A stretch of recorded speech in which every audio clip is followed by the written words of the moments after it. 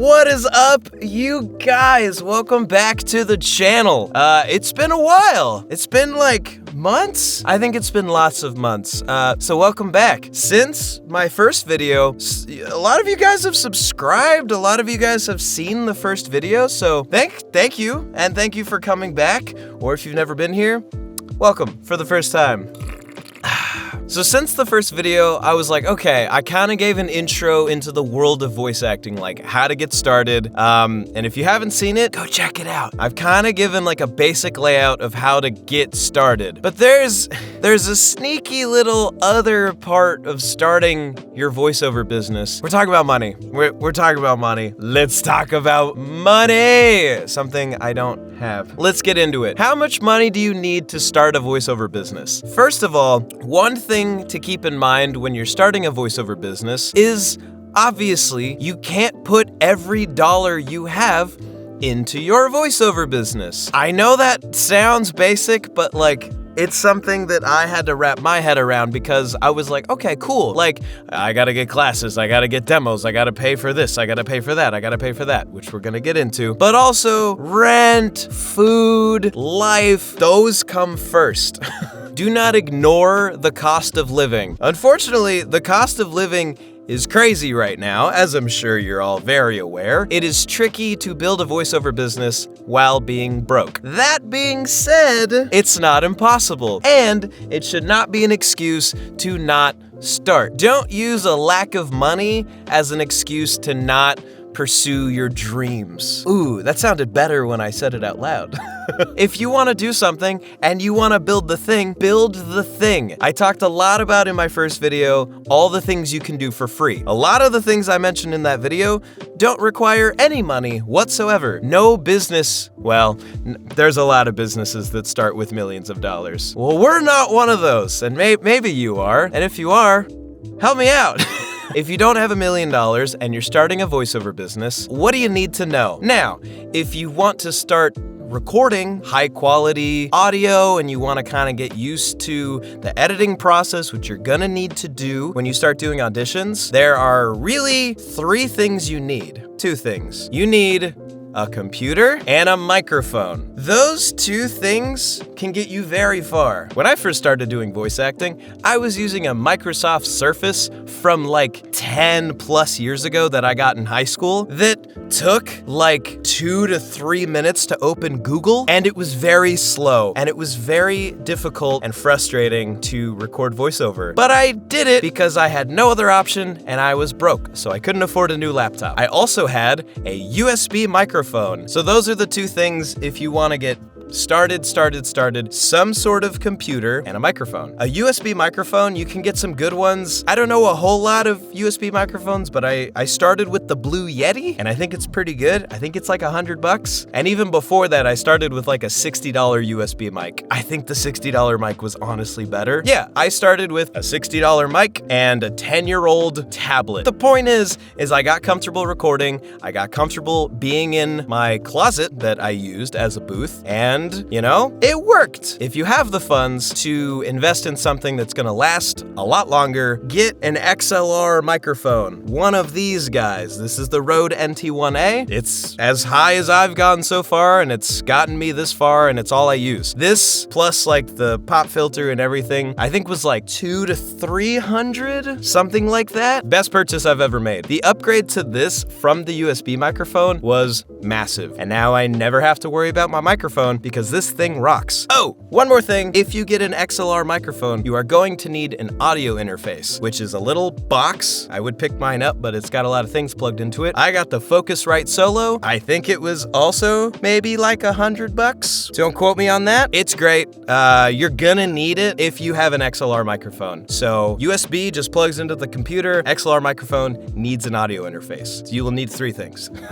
And then I upgraded my laptop. My friend was selling an older MacBook that he was getting rid of, and I said, "Excuse me, can I give you money?" And he said, "Of course, give me money." And so I invested in a really nice laptop, and I have no problems to worry about now. Okay, you've got your laptop, you've got your microphone. Amazing. what do you record into? There's a software called Audacity. It is free. You don't have to pay for it. And Bob's your uncle. You can record into a software. You can start editing and everything's going to be awesome. Okay, you've got a recording software, you've got a microphone, and you've got a computer. Awesome. Those are the 3 basic things you need to actually record and get things out and practice, and you can do everything really with that. For the next thing that you're gonna wanna pay for / need to pay for, I'll say need, is coaching and classes. Get coaching, get in classes. I think it is the most important cost you can do when you're starting out,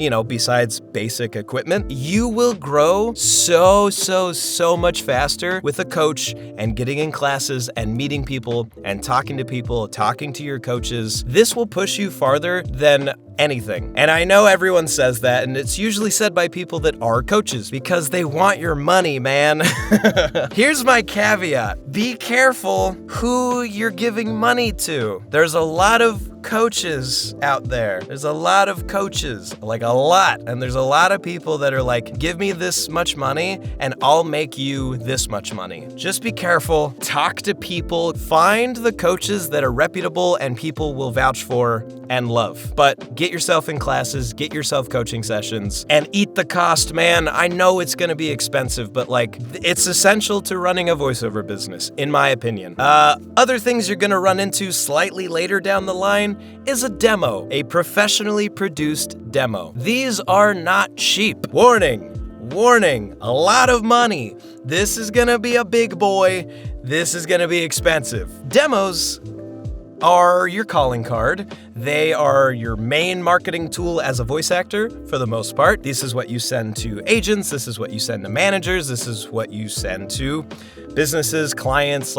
You have this 60-second-ish compilation of your skills and things that you do. And you can send that to someone and be like, look, here's all the things I can do. Look how cool I am. Hire me. Let's work together. These are expensive. I'm gonna say it again. I would say the cheaper end, $1,500, and the higher end is like $3,035 plus. A lot of money. And if you have more questions about demos, drop them in the comments. Let me know. Let's chat. Do not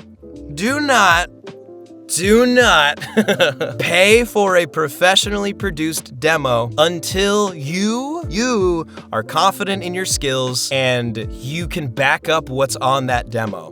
Do not eat that cost until you're either already working and booking consistently or you've been training like crazy and you know that you could get hired tomorrow and you could kick ass in a professional job. Because otherwise, what happens, and I've heard this from a lot of actors, let's say you chuck $2,000 at a demo early on. It's gonna sound good. No matter what, it's gonna be professionally produced. The scripts are probably gonna be good. It's gonna sound good. But are your skills up to par? Are you gonna feel good about sending that to the biggest of the biggest clients and backing that up? Or are you gonna listen to it back in a year and be like, wow, I'm so much better than I was a year ago. I kind of wish I would have just saved that money. So that's my advice. You don't have to take it. I'm not a doctor, a lawyer, a banker, whatever. I am not a professional consultant. I'm just a guy sweating profusely in my booth making YouTube videos. Now, how to find auditions. There are these things called casting sites, aka pay-to-plays, aka the things that hold so many auditions that a lot of voice actors use as their income source. Fun thing about the casting sites, aka the pay-to-plays, you gotta pay to play. And these sites are not cheap. These sites can range from $500 to $1,000 a year. And they all have their own costs. Some have a monthly that are $30 a month. So that's definitely a cost you will run into if you're planning to use the casting sites. Not everyone uses them. You don't have to use them, but it's good to know. other things. A website you're gonna have to get eventually. I know there's website hostings that can get you for like $100. I pay a little bit more. Check out my website if you want. I use Wix. I know there's other sites, but eventually that's gonna be a very important marketing tool that you will have to pay for, and that is a yearly cost, so get ready to pay for a website. Yay! And then, you know, eventually maybe you wanna go to a voiceover conference. Maybe you wanna upgrade your equipment. That's gonna cost you money down the line. But again, a lot of this stuff is down the line. I just think it's good to know about before and or when you're getting into it. That's kind of it. Those are kind of the startup costs to becoming a voice actor. Let me know if I forgot anything or if you guys have any questions. Leave them in the comments. Let me know. Let's talk. I'm gonna try to make more videos. Thank you guys for watching. Please subscribe. Tell your friends if you have friends. I need some friends. I'll see you guys next time. Bye!